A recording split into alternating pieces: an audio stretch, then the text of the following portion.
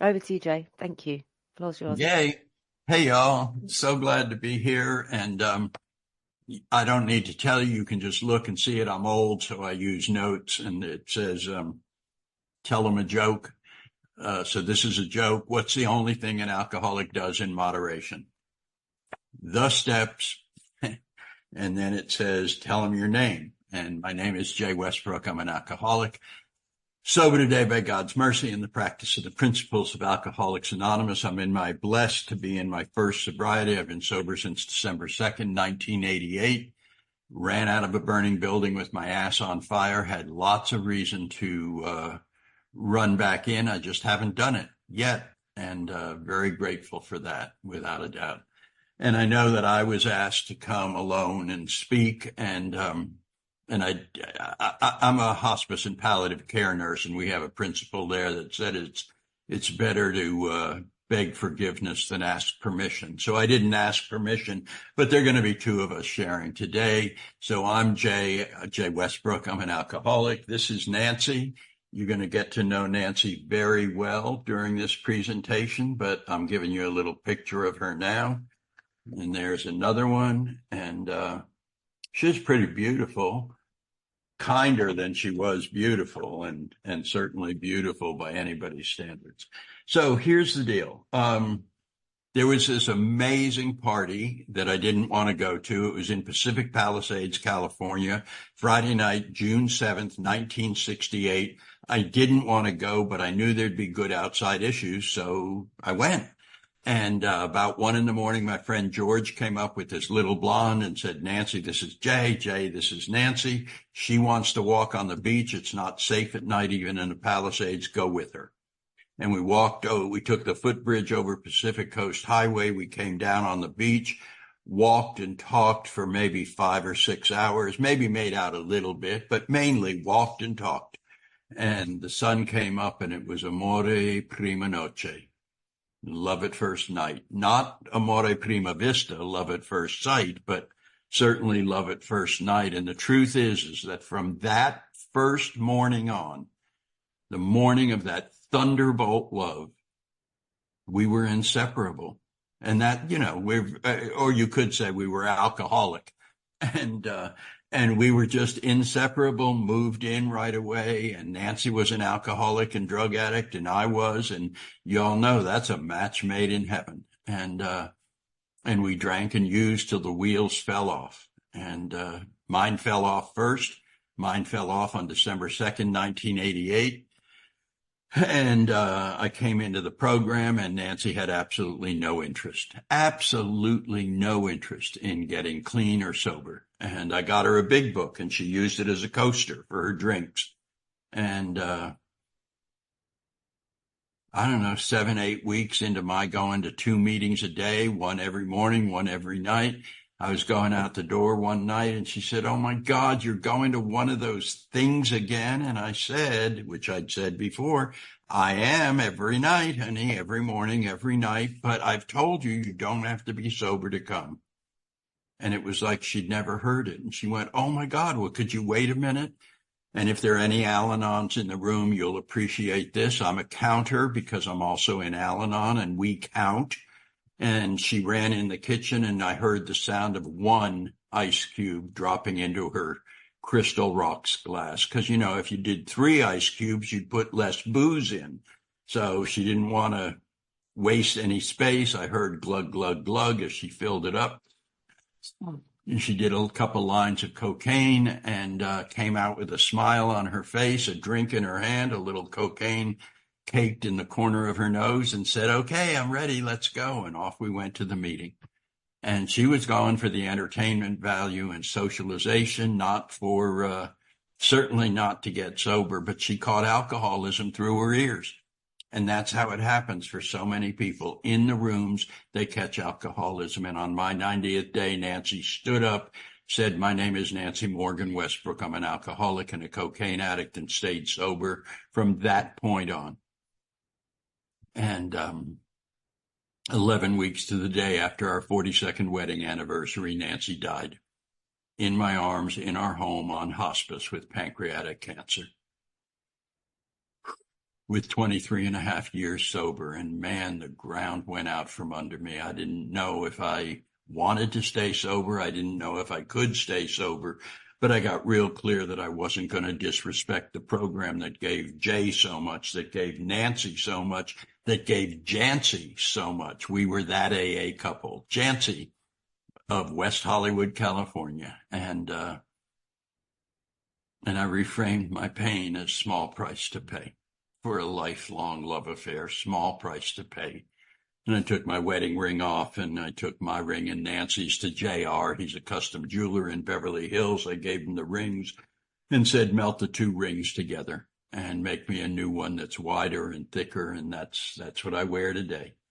And so you kind of have both of us here tonight, certainly in spirit, if not because we're on opposite sides of the veil for now, but that'll change in not too long a time. And we'll be back together and it'll be all good. And what's so amazing about this love affair, absolutely amazing, is the feelings never dimmed, never lessened, never abated. We stayed from that first morning in Pacific Palisades, the morning of June 8th, 1968, we stayed head over heels, thunderbolt love, so passionate, right up to her terminal exhalation. And I would like to tell you that those feelings were matched by behavior. They weren't.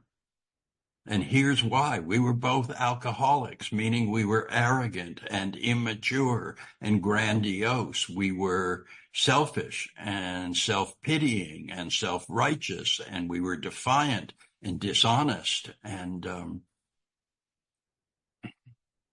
defensive and scorekeeping and manipulative and fear-based and unforgiving, and all of the qualities that alcoholics bring that are so corrosive to a relationship, that make that relationship so difficult.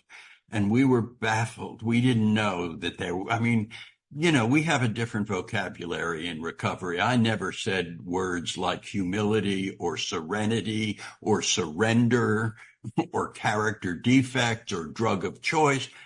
Those are words of the recovery world. When we were out there, we didn't know we had character defects. We were just, we were loners. We lied, we cheated, we stole, and we cheated in front of one another, behind each other's back. We lied about it. We lied to each other. We lied to ourselves. We lied to God. We stole. There's a joke about a difference between an alcoholic and an addict is an alcoholic will steal your stuff. A drug addict will steal your stuff and help you look for it. And I was a cocaine dealer along with other things I was doing, but I dealt cocaine. And the first time I heard Nancy speak at a meeting, she talked about stealing my cocaine and helping me look for it. And it turns out it wasn't a joke. It was real life. And who knew? That's all I can say. Who knew? So here's what happened. We got sober and we jumped into this, and we got sponsors and we worked the steps, and we went to, y'all know who Dr. Paul is? Page 449 in the third edition, 417 in the fourth edition, the physician who wrote the thing on acceptance. And acceptance is that one. So he and his wife, Max, have this do-it-yourself couples communication workshop for couples who have at least one person in a 12-step program. And it's amazing. It's once a year. This is the 40th year it's happening, and first weekend in October.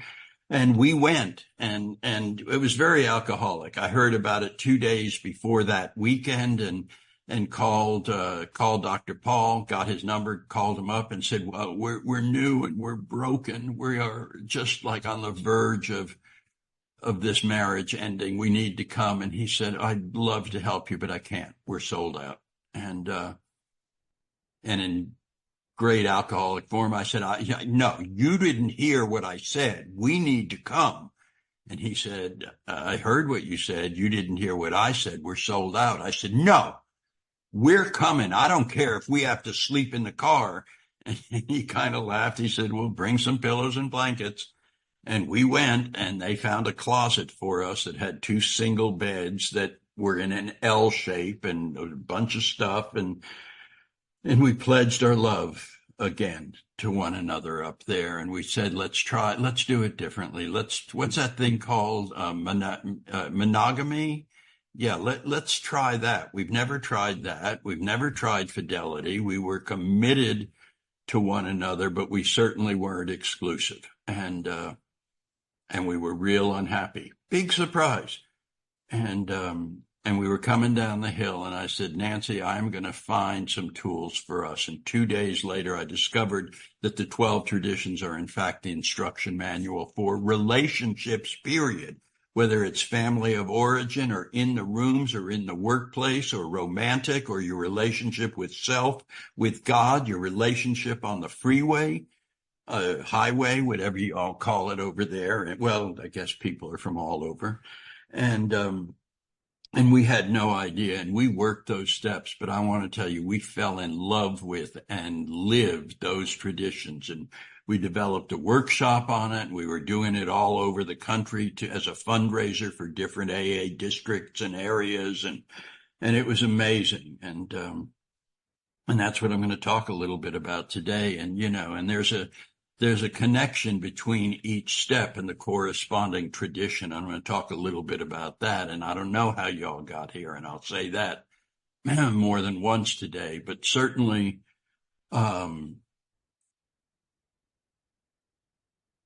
I'm powerless. I am powerless over drugs and alcohol. Completely. I can't. We can. I get loaded. We stay sober. I alone am powerless over even the first drink, not just after I take the first one. I'm powerless to not take they say, honey, just don't drink or use no matter what. It's like, if I could do that, I wouldn't need Alcoholics Anonymous, I drink or use no matter what. It's not like we don't drink or use no matter what. I drink or use no matter what. And I'm a loner. When I say I'm a loner, I mean I lie to you, I lie to me, and I lie to God. And the biggest problem there is that I lie to me. Because what the lie is I don't have, number one, lie. There is no God. Number two, even if there were, I don't have a problem. I don't have a problem with alcohol. I have a problem with the people who say that I have a problem with alcohol. I could stop if I wanted to. I just don't want to. That's a lie. But what it does is it closes the door on any solution. And my life is unmanageable by me alone. And the whole problem lies with me being a loner, whether I'm with a bunch of people, whether I'm, alone with Nancy, whether I'm actually alone, whether I'm with colleagues.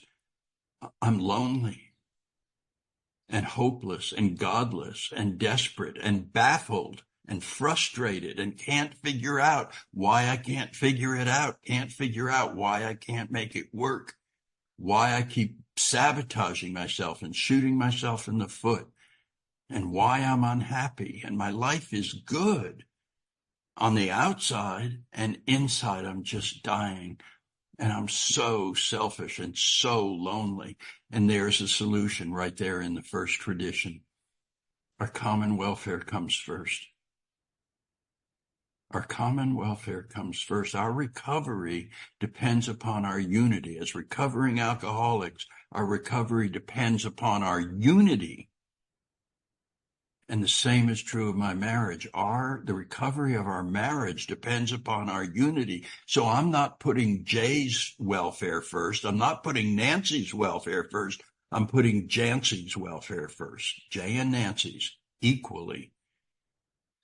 So when I first got here over 35 years ago, my waist was smaller, my hair was bigger, and it was big enough that I thought I was a mind reader.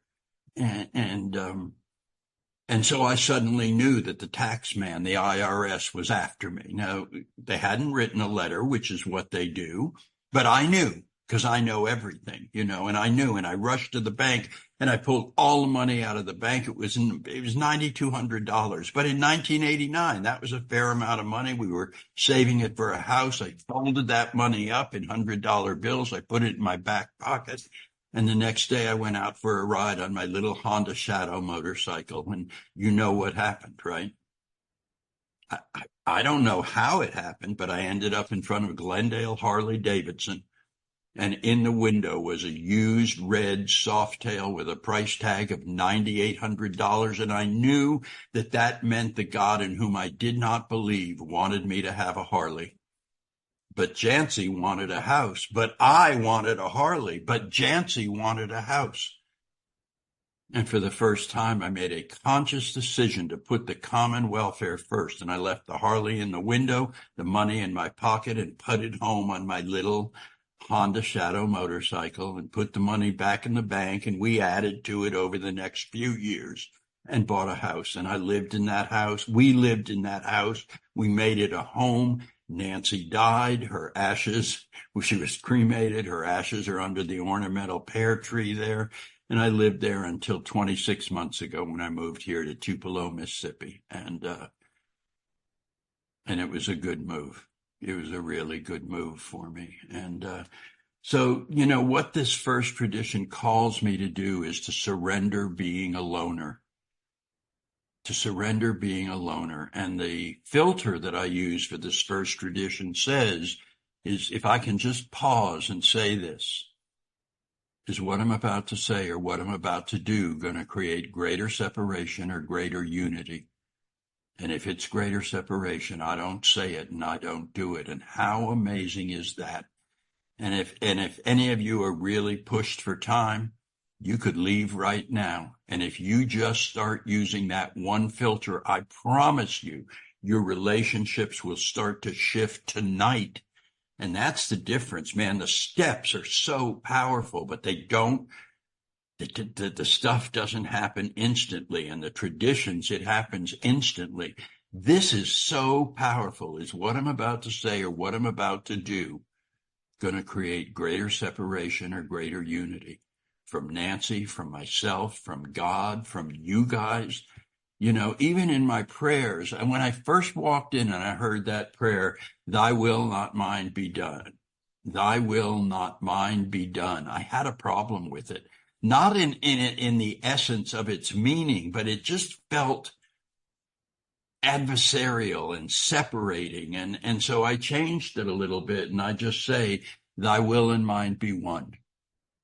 And I'm not asking God to change God's will to mine. I'm hoping mine changes and is in greater alignment with God's, but it just feels a little less separating. Thy will and mine be one. And so I have to look at my behavior. I have to look at my words because those can separate me so quickly from God and from you guys and from Nancy and from myself. And I don't know how y'all got here, but I got here absolutely insane. Absolutely insane. And step 2 gave me a little hope. Came to believe a power greater than ourselves could restore us to sanity. Implies I'm insane, and I was. Humpty Dumpty, broken. All the king's horses and all the king's men could never put Jay back together again. Little background, Mom went out the door when I was 5 months old and never came back. I don't know the details, never saw her again the rest of my life. And Dad found someone new when I was about 2, and they got married when I was 2.5. And when I was 3, they wanted to focus on career, and they gave me away to a family that I hoped they thought was a good family. They weren't, but I hoped they thought they were. And I was 3 years old, and I was terrified of the dark, and that family locked me in a pitch-black closet for 3 years.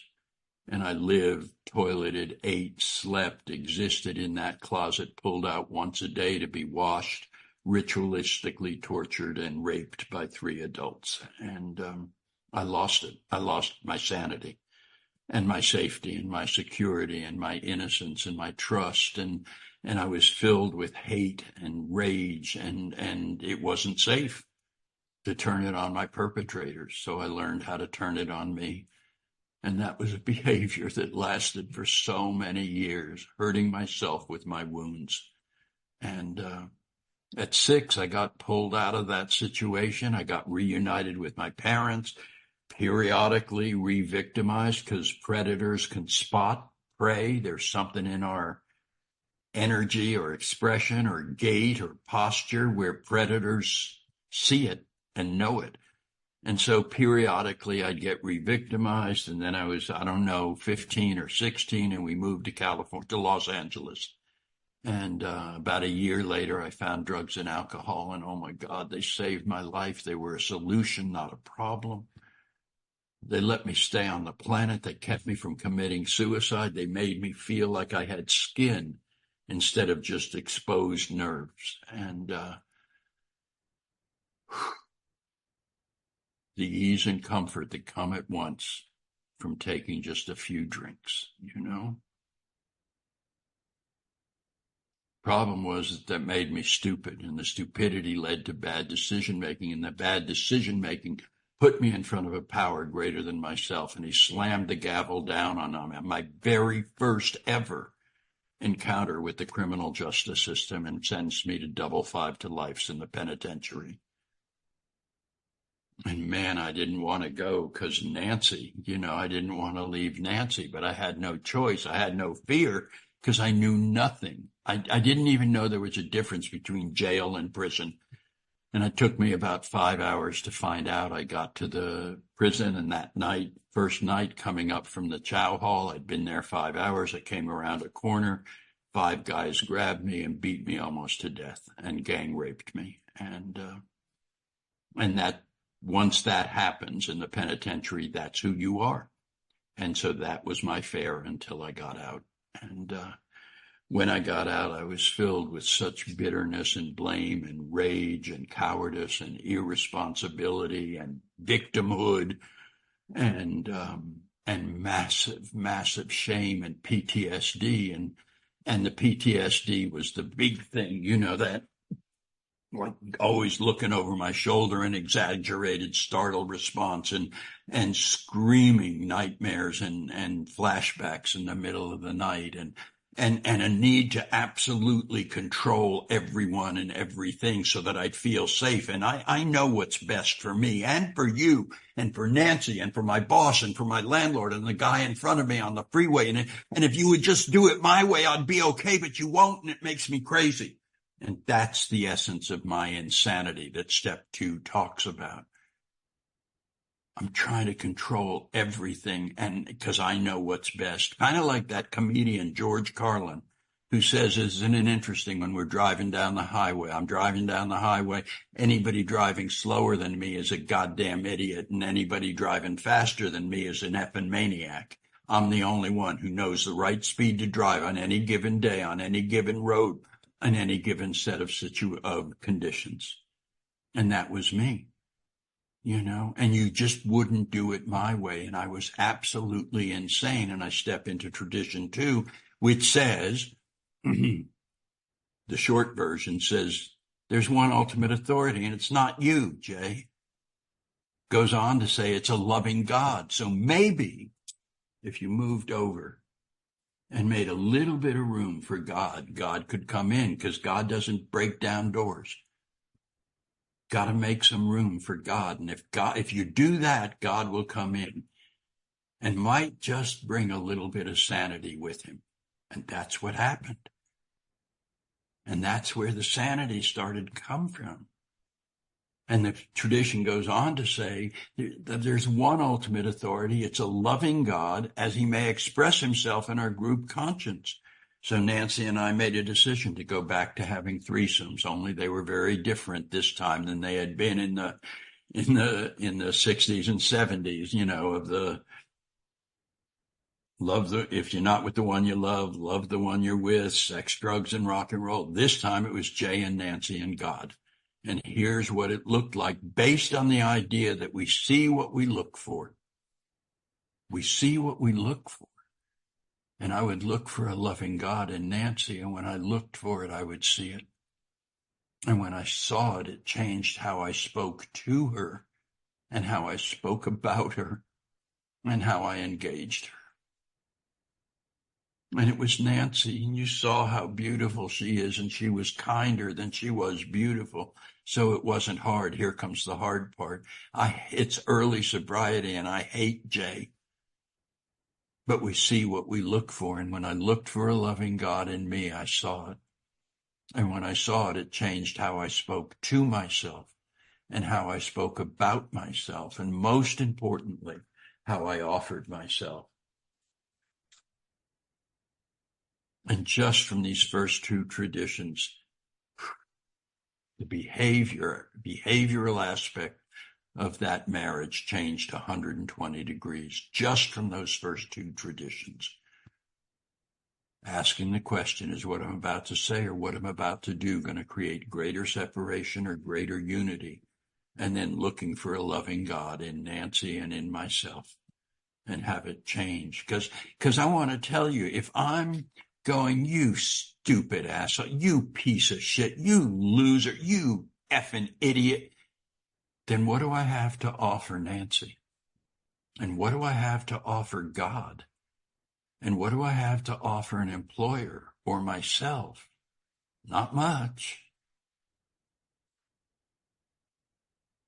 And then we step into step 3 that says we made a decision to turn our will and our life, our thinking and our behavior over to the care of God as we understood him. That's a lot of words. You know, I shorthand it and just say I'm going to do God's work, not God's job. That's what that step is about. I'm going to do God's work, not God's job.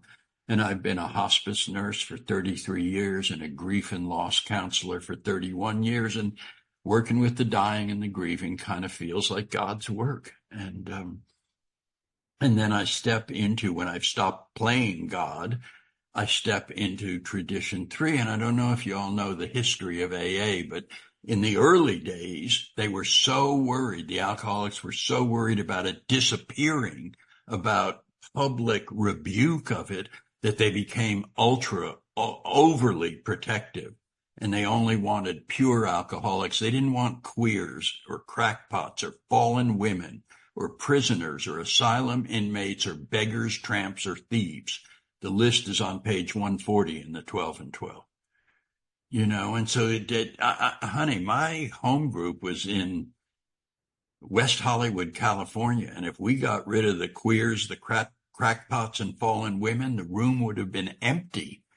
Holy crap. I mean, but AA wised up, and in the early 50s, they got this tradition that said anybody can come in if they have a desire to stop drinking. Anybody can be a member, even if they're a fallen woman, a crackpot, a queer, any of those categories. In other words, AA stopped being conditional. And in my marriage, that's what I want to do. So regardless of how Nancy wakes up on any given day, maybe she's a little sick or irritated or has a sore back or is sad or it doesn't matter. My job is to show up as a husband and be honoring and honorable, passionate and compassionate, playful and spontaneous, curious, courageous, consistent, forgiving, respectful, and a host of other qualities. Not only if Nancy does what I want when I want in the bedroom, or we see the movie I want to see, or we eat at the restaurant I want to eat. No, across the board, that behavior needs to be consistent, not conditional. I also need to give up my scorekeeping, remembering every good thing I've ever done and every bad thing Nancy ever. You know, 7 years ago when you were wearing that yellow dress and you came in the room and said to me, you know, I've got one of those memories, a little computer between my head, but it only remembers the good things I've done and only the bad things she's done. And I need to stop that scorekeeping. I also need to allow what Nancy gives or gifts to be enough, because in doing that, it makes it safe for her to risk giving more, whether it's emotionally, sexually, spiritually, financially. I allow what she gives to be enough, and it makes it safe for her to risk giving more. I also have to do this in all aspects of my life. I need to not be conditional with God. I'll stay sober as long as you don't let my mother die. That's a conditional stance. Dear God, Nancy's diagnosed with stage 4 pancreatic cancer. I'm begging you for a miracle. God gave me a miracle. Nancy died and he opened the gates of heaven to receive her. Wasn't the miracle I was hoping for. Doesn't matter. So I need to really be careful about being conditional with God. Does that make sense? So this third tradition calls me to surrender being conditional. And then I step into step 4. And when I get to step 4, here's my stance. Hey, you know what? I'm the victim here. I'm not hurting anyone but me. If you had the childhood I had, you would behave the way I do. And besides, I'm not hurting anyone but myself. And then I do a searching and fearless, meaning fact-finding and fact-facing. Searching and fearless, fact-finding, fact-facing inventory. And oh my God, I learn, I become sensitized to, opened to, in touch with, able to see that my behavior affects others. Again, who knew? I didn't. I thought I was innocent as the driven snow, and I'm just like trying to live a life of principle and had no idea. So now that I'm sensitized and I know that my words and behaviors affect others, I can step into tradition 4. And in the tradition 4, the couples version is just that each person in the couple should be autonomous, self-governing, except in matters affecting the other person or the couple as a whole. So this tradition calls me to surrender being the dictator. So here's an example of that. I'm in the tiny little pond of end-of-life care. I'm a big fish. I've got a couple of books that I've written on end-of-life care. I've won all these awards. I've been Nurse of the Year, national, and blah, blah, blah. And I go to Nancy. Nancy, which tie do you think I should? Jay, put one of the damn ties on. Pull your big boy pants on and don't act like you're just a little kid. So there's an example of Jay needing to be autonomous, self-governing in the way he lives. Here's one that's a little different. When we lived in West Hollywood, right by Plummer Park, and we drove to a Monday night meeting in Beverly Hills at La Cienega Park, I drove the right way, which was south on Martel and west on 6th. And Nancy would go, why are we going down these side streets? We're going to get sideswiped. And when Nancy drove, she drove the wrong way. She went west on Santa Monica Boulevard, south on La Cienega in all the traffic. And whoever was the passenger let the driver know that they were going the wrong way. And when we got to the meeting, we were angry and irritable. And we said, hey, how about 4th tradition? Driver decides, passenger doesn't pout, sulk, sigh, counsel, advise, or anything else. Just rides along, because whether we go south and west or west and south, we still get to the meeting. And what happened was we started getting to that meeting and people would say, you guys look so happy. What changed? It's like we're using the 4th tradition and in behind the wheel. And it's so powerful. So here's one that's not, I think that one's kind of cute. I saw a number of smiles. People probably have that experience with their spouse arguing about which route to take when it doesn't matter because you're still going to get there. This one's not so cute. I've always carried $1 million life insurance on Jay and $500,000 on Nancy, just in case, something happens. And I guess we passed some age threshold, and that premium, the annual premium came, and it was like, yikes, that's a lot of money.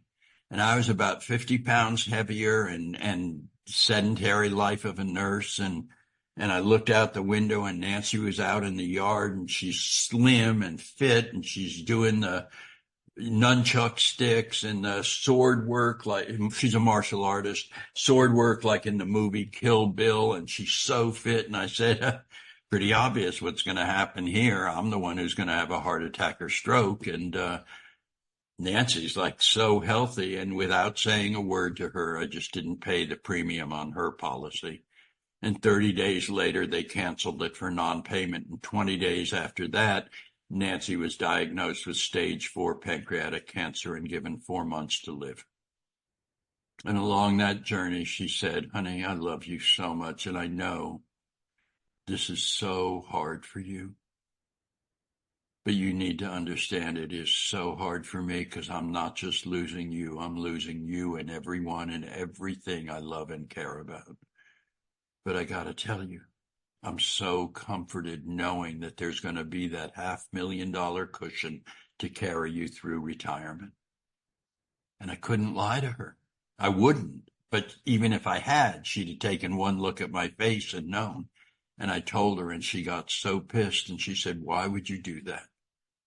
You've got the 4th tradition that tells you don't make autonomous decisions. If it affects me or us, why would you do it?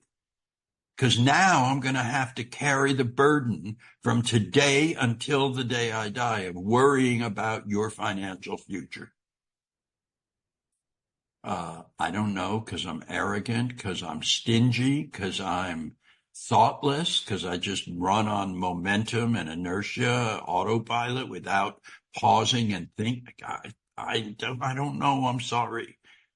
And she forgave me, and we hugged and we cried. But here's the deal.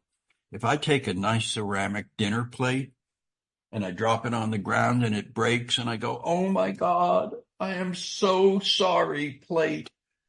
The goddamn plate's still broken. And I may have said I'm sorry, and she may have forgiven me, but she still carried that burden right to her death. And today I get to carry the burden of knowing that I added to Nancy's burden on what was already a very difficult co-journeying that we were engaged in. And that $500,000 cushion would sure be nice right now, but I don't get it. So, step 5, each of the steps has a principle. Step 1, they say, is honesty. 2, 3, and 4 are hope, faith, and courage. Step 5 is weird. It's got like 4 principles. 2, from the sponsee's point of view, the sponsee is going to read their 4th step to the sponsor. So the sponsee has to bring integrity and trust. And the sponsor has to bring confidentiality and unconditional love. It's an interesting step that it has 4 principles instead of 1. So here's the deal. I'm an incest survivor of horrendous, brutal incest.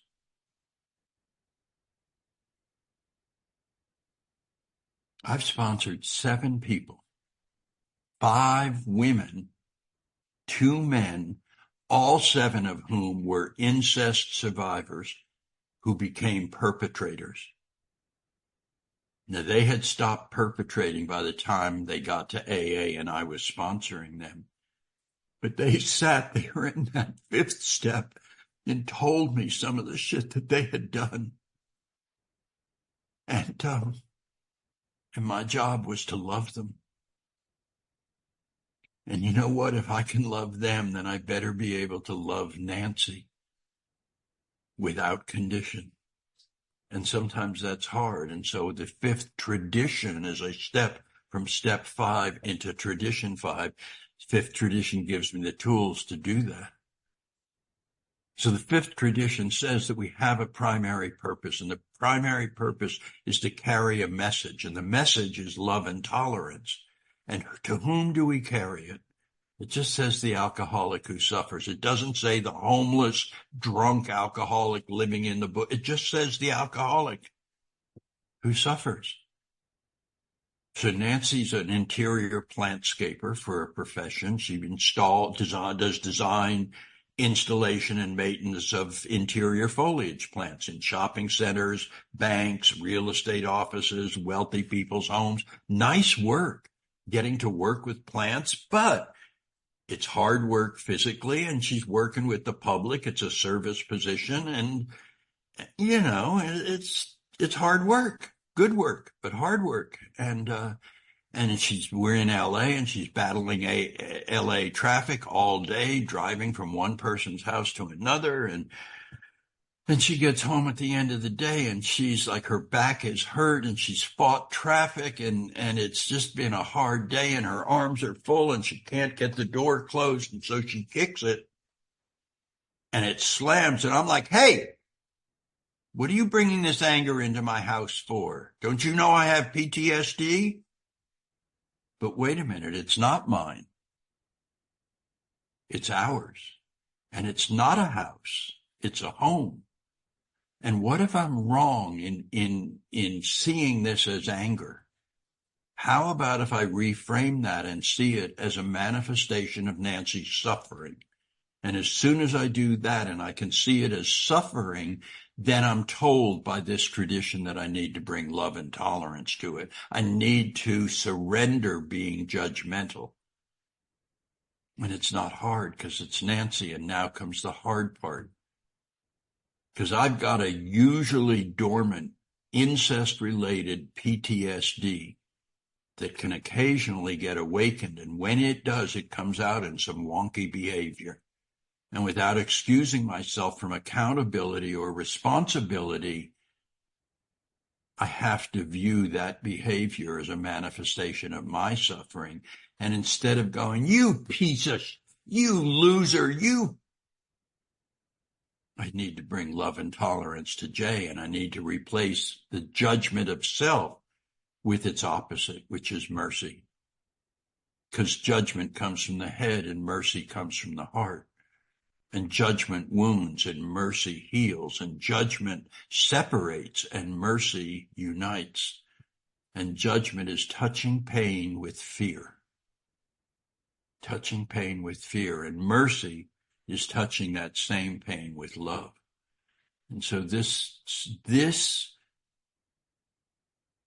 tradition that asks me to reframe that behavior or those words of someone else or myself as a manifestation of their suffering allows me to be free of my reactivity and my judgment. And it's just so powerful.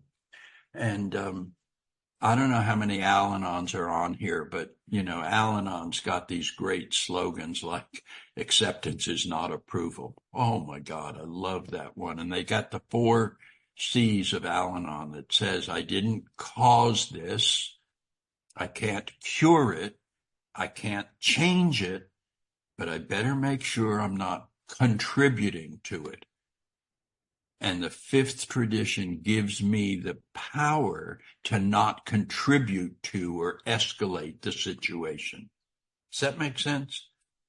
And then in tradition 6, I'm going to try and speed this up a little bit. In tradition 6, I better. That's the one about money, property, and prestige. That we don't put ourselves in a position where money, property, and prestige take a priority. And I'm not a money or property guy. I'm a hospice nurse and a grief counselor, but I got to watch out for the prestige of being the biggest, of being a martyr when I work harder on a sponsee's recovery than they do. Oh my God, I spent so much time with her or with him, and they got loaded again and they didn't call me for. Jay, don't ever work harder on a sponsee's recovery than they do. That's a cardinal rule in here. And don't ever work harder on someone else's recovery than you work on your own. Holy crap. That's a big one. So What about the prestige of having had the worst childhood? I didn't. I had a horrendous childhood. And you know what? A whole lot of people in the rooms of Alcoholics Anonymous and out of the rooms of Alcoholics Anonymous had a horrendous childhood. And it's not what made me an alcoholic, because Nancy grew up in the most stable, loving, supportive, non-abusive home and ended up with exactly the same disease I have and the same solution, the 12 steps and 12 traditions.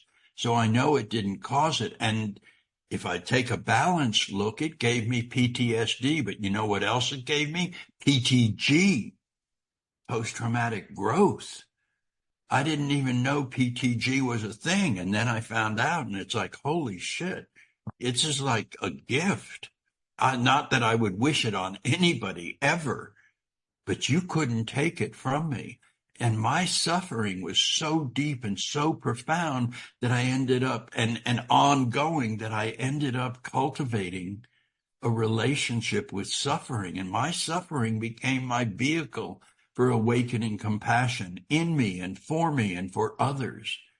And it's what's allowed me as a hospice nurse to find the humility and the courage and the restraint and the compassion to simply bear witness with a compassionate presence to someone else's suffering, and to not impose my tools unless and until I'm invited to.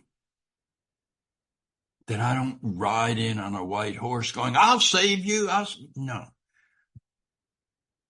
I know how to bear witness with a compassionate presence to another's suffering. So yeah, there were some burdens attached to my incest, but there were some benefits, and I don't lose sight of those. And I didn't have the worst childhood, and then in tradition 7, it saved my life. So I don't know how you all got here. I've said that a couple times now, more than that maybe. But I got here with a gun in my hand, shooting myself in the foot again and again. I sabotaged my happiness, my health, my relationship, my career. I sabotaged, my finances. And so the 7th tradition filters is very simple. Is what I pause and I say, is what I'm about to say or what I'm about to do is it going to be self-sabotaging or self-supporting? Because this is the tradition that asks us, this is the one we think is about the money. We're self-supporting. And it's not that it's not about the money, but it's about so much more. Is what I'm about to say or what I'm about to do self-sabotaging or self-supporting? And if it's self-sabotaging, I don't say it or I don't do it. I also need to get real clear that if this is something where I need some support outside of myself, I need to make sure I go to the right person. I don't go to Home Depot for a head of lettuce. I don't go to Foot Locker for pastrami on rye, because they don't sell them. Whether I demand them or break down crying or begging for it, they don't sell that stuff. So if my incest gets triggered, you remember where I said Nancy came from, this loving, stable, non-abusive, supportive home? If my incest-related PTSD gets triggered and I go to Nancy, number one, my motive is probably not clear. It's probably like, I'm triggered, you need to sleep with me. And what I'm really looking for is distraction, not solution. But more importantly, Nancy has absolutely nothing to offer me other than, oh my God, honey, I'm so sorry. I love you. She has no experience, no knowledge, nothing that will help me. I need to be willing to pick up the phone and call my sponsor or my therapist or another fellow in AA who has experiences maybe a little further along in incest recovery than I am at that point. And so this tradition not only asks me to surrender being self-sabotaging, but being dependent inappropriately on someone to, quote, fix me, rather than support me in my fixing myself and using meaningful tools. And then we step into step 8 and we do that little 3-column inventory. Who did I harm? How did I harm them? What were the defects of character at play? And what happens is I get sensitized to the fact that I harm people. My words and or non-words, or my behavior or my non-behavior harms other people. And with that sensitization, we step into my second favorite tradition. Tradition 8, the one that says AA ought remain forever non-professional, should remain forever non-professional. And you're going, what does that have to do with a marriage? And my answer is absolutely everything. So there we are at that Monday night La Cienega Park meeting, and the meeting ends and Nancy's talking with this really nice couple. Now, we're not going out to eat with them, or not that night anyway, and she's just making a little conversation, and I'm not part of it. But I'm close enough to hear her say, oh my God, our favorite Italian restaurant's Benvenuto's at La Cienega and Santa Monica. No, it isn't. It's on the south side of Santa Monica, just west of La Cienega. Because I got to be right. And I see the hurt in Nancy's eyes. I see the harm that I've caused in speaking to her so harshly and doing it in front of other people and being so desperate to be right that I'm willing to make her wrong. And you know what the problem is? I'm acting like the professional. Because what is a professional? An expert, a know-it-all, who's rigid and intolerant and impatient and competitive and focused on the win and gotta prove something. It's not the husband I want to be. I want to be the amateur who does it for fun and for free, who's cooperative, not competitive, who's flexible, not rigid, who's patient and tolerant, not impatient and intolerant, who's focused on the journey, not on the win. Who can fall down or let Nancy fall down and help them up and know that we're just fine. We're there to support one another. And that's the absolute antithesis of what an expert, the professional, the know-it-all is. And didn't I learn in tradition 2 that there's one ultimate authority and it's not Jay? And so this tradition, 8th tradition, asks me to surrender being the professional, the know-it-all, the expert. And along very similar lines, tradition 9, AA, as such, ought never be organized. You know, that's right in keeping with this. And I don't know what you think of when you hear the word manipulative, but what I hear is organized. That's what manipulation is. I'm trying to organize your thoughts, your words, your behavior to further my agenda or endorse my position. I'm trying to organize your thoughts, your words, your behavior to further my agenda or endorse my position. I'm being manipulative. And here's the problem with that. Anything I get through manipulation, whether it's in the bedroom or the boardroom, is less satisfying than if I had earned it or been gifted it. And so all the victories that I have, that I've gotten through manipulation, are empty. Like empty calories when you eat a bag of chips. You know, it doesn't, just empty calories. And maybe more, not maybe, and more importantly, when I'm being manipulative, there's no room for curiosity. There's no room for humility.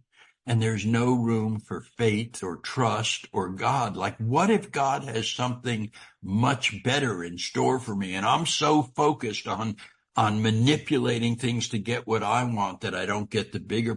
What if Nancy has something more exciting that she's planning for the bedroom, and I'm like just trying to manipulate her into doing this, and I'm cheating myself out of that? And you know, so this one is absolutely huge. And then I step into step 10, and with step 10 I write daily inventory. And here's the deal with that: I'm either going to write inventory or I'm going to create it. I'm going to take my inventory, and if I don't, I'm going to end up taking yours. So if I'm doing the inventory, then I prepare myself. I'm current and able to step into tradition 10. And tradition 10 is a good one. It's the one that talks about we have no opinion on outside issues. And it's a little funny, like, what's an outside issue? Is the first question. And for me, I answer it in a kind of convoluted way. And here's what I say. An outside issue is just anything that's not an inside issue. But I can define an inside issue. I've only got three of them: my relationship with God, my relationship with recovery, my relationship with Nancy. Everything else is an outside issue. And I may have a little opinion on it, but it's not a hill I'm going to die on. It's only those three that are the big ones. So on the other stuff, I just have to learn how to disagree without being disagreeable. And that's what this tradition is about. That I'm not overly opinionated and attached to my opinions. They always change over time anyway. It's just like, whether it's something political or social. What do you think they should do about the COVID thing? Should we wear masks, or should we close schools, or they keep changing their mind. Well, what about homelessness? It's really a problem. Do you think it's better to this, or do you think it's better to that? And Nancy and I might disagree on something, but in a year or two, we might shift positions. So these are not hills I'm going to die on. It's just my relationship with Nancy, with God, and with recovery that are my inside issues. And I'm speaking to people from all over the world. I get it. But to the Americans that are in this room, we have these two political commentators that are always on TV. They're always on together. They're a married couple. One is James Carville. His wife is Mary Matlin. One is a staunch liberal. The other's a staunch conservative. They disagree on absolutely every political, social issue. And never once have I seen them be disagreeable with or disrespectful to one another. And that's what this tradition is about. It's about me being the peacemaker. And then I step over there into step 11 and I do some prayer and meditation, and it builds my connection with God. And once that happens, I step into tradition 11, which is my favorite. It's the one, and again, you're going to go, what does that have to do with a marriage? Public relations policy based on attraction, not promote. What is that? So here's the deal. I was raised atheist by those weird parents, drilled into my head, there is no God, there is no God, there is no God, don't ever believe in God. God is the opiate of the masses. It's only used to control you. Okay. And I bought it. And then I wanted to be a veterinarian. And so I went through and got a bachelor's degree and in biochemistry and biology. And I had all the ology classes. I had a lot of chemistry and physics and calculus and anatomy and physiology and embryology and immunology and histology. And I had a lot of science classes. And I told you I didn't believe in God because I'm a scientist. And that was a lie, because I'm not a scientist. I had a lot of science classes. That's very different. A scientist is curious and open-minded and investigative. And I was none of those things. I just parroted what my parents said. And I was a hypocrite and intellectually lazy, because while I said I don't believe in God, I blamed God for every bad thing that ever happened to me, gave credit to that God for nothing, and prayed to the God I didn't believe in. And the prayers went like this: please, God, don't let that liquor store close until I get there. Please, God, don't let those police be pulling me over. So here's what happened. I get sober. I go to a meeting, my first, December 2nd, 1988. It was a night meeting. They said, honey, you are really sick. And I went, oh my God, thank you. They said, it wasn't a compliment. It was an observation. You're really sick. You'd benefit from morning meetings. Go to Log Cabin. It's AA, but you can talk about drugs. And so on my third day sober, December 5th, 1988, I went to Log Cabin. And I'll preface this by saying Nancy and I never had children. No offense to anyone here. We didn't like them, so we didn't have them. That's good. You know, there are people who don't like them and they go ahead and have them. What? Why would you have them? So we didn't like children, and we didn't have them. And here's alcoholism. I'm working as associate director of medical research at a children's hospital in Los Angeles. I hate my job. I don't like the population that we're serving children, but I stay there because I have a fantasy. And the fantasy is when I hand you my business card and you see Associate Director of Medical Research, you'll be impressed. So I get to Log Cabin, third day sober, first time at Log Cabin. There's a gay boy in a pink shirt at the top of the steps. He takes one look at me and he says, "Hi, honey. Welcome to Alcoholics Anonymous. You know, if you leave your fantasies at the door, all of your dreams can come true in AA if you're willing to work for them." And I about fell over because I had a dream, and my dream was to work with the dying. And I was ignoring it, and I had a fantasy that you'd be impressed when I handed you this business card, and you weren't. And that meeting ended an hour later. And with 3 days sober, I drove into the hospital and quit my job. And I drove downtown to the county hospital, LA County USC Medical Center. And I got a job as a cancer nurse for a year, and then a pain management nurse for a year. And then I made the leap to hospice. And here's what happened. The place where life and death meet is filled with God. Period. That's not a hypothesis. That's not a theory. That's not a question. That's not a thought. That was an experiential certainty, and I'm flabbergasted, and there's God on death call after death call after death call, and I can't deny it. But I'm an atheist, and I don't understand that. How can I make that God work given my story? The brutality, the ritualistic torture, the incest, the gang rapes. It doesn't make sense. And I become a seeker. And here's where I got to without going through all the iterations. There's a loving God that designed it and created it and put it in motion and gave us free will. And my God never leaves my side, co-journeys with me always, and co-suffers with me, but does not intervene. My God watched me being raped at 3 and 4 and 5 and 6 years old and wept at my suffering, and looked at my rapists and wept at their suffering, that they had moved so far from his grace,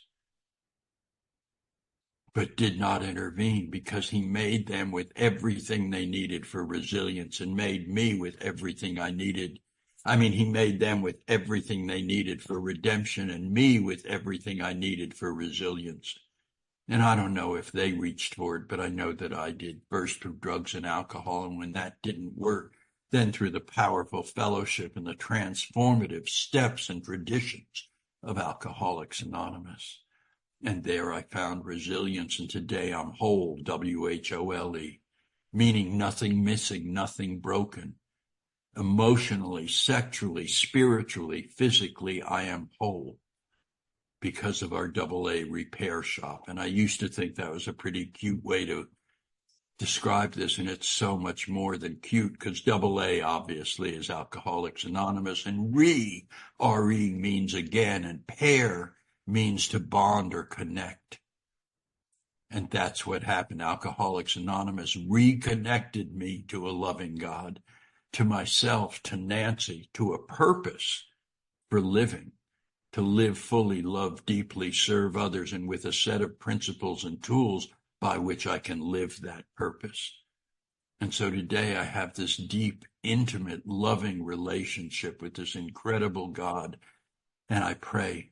And my prayer has not changed from when I was an atheist at all, except for the punctuation, where it used to be, please, comma, God, comma, don't let that liquor store close. My prayer today is, please, God,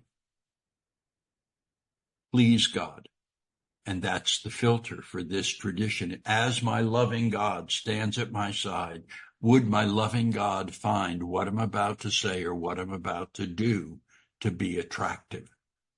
And if I don't believe a loving God would find my words or behavior attractive, then I don't say them and I don't do them. And I want to tell you, our marriage, these traditions gave us the tools to transform deep loving feelings into consistent loving behavior.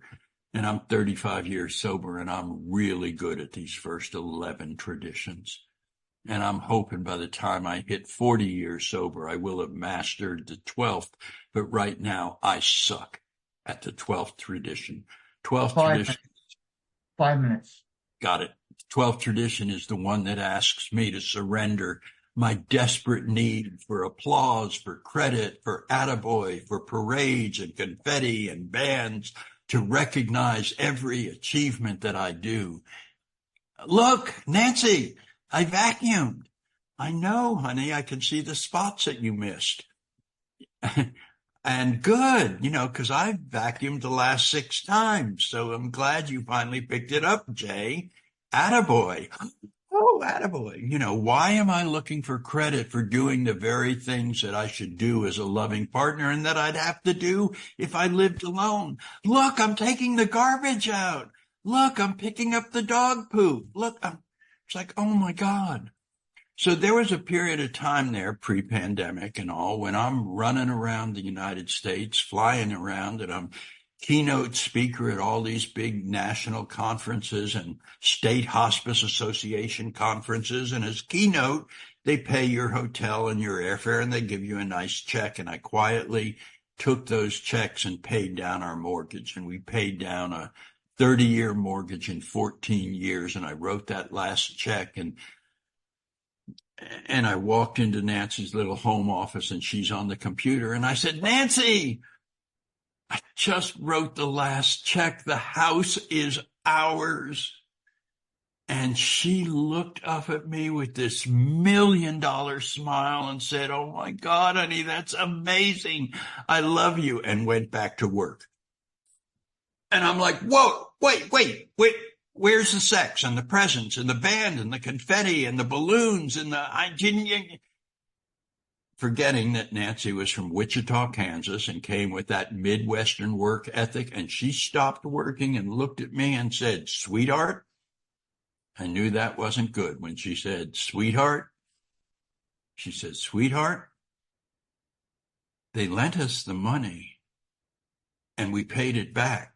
That's what we're supposed to do. And went back to work. And I'm like, no, I'm not giving up this need until I'm 40 years sober. So I've given you all 12. I'm good at 11 of the 12, and I'm terrible at that last one. I hope